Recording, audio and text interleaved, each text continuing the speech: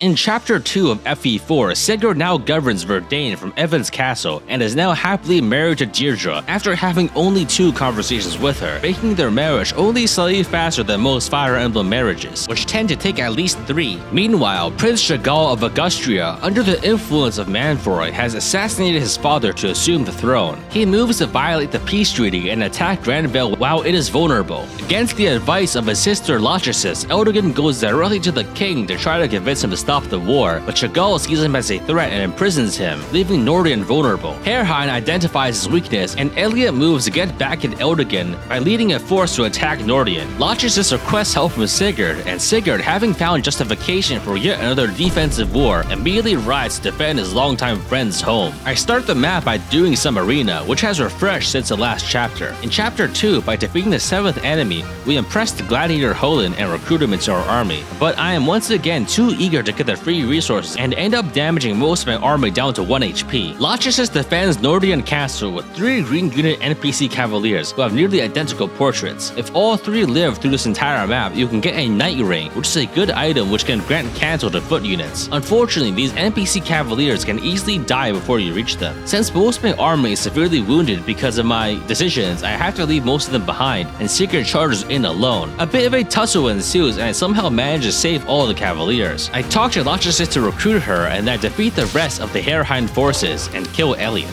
Even though the immediate threat is nullified, Sigurd simply cannot stop himself, and moves to conquer Herrheim in retaliation. I lure in Herrheim's defensive force by moving Sigurd into range, and then bring my full force to bear to take them down. The green unit cavaliers charge in recklessly, but they are surprisingly strong and do a lot of work. I move in and defeat the squad commander Philip, and keep going, having Sigurd besiege Castle Herrheim and killing Lord Bordeaux in the process, extinguishing yet another family line and launching yet another preemptive invasion in self-defense.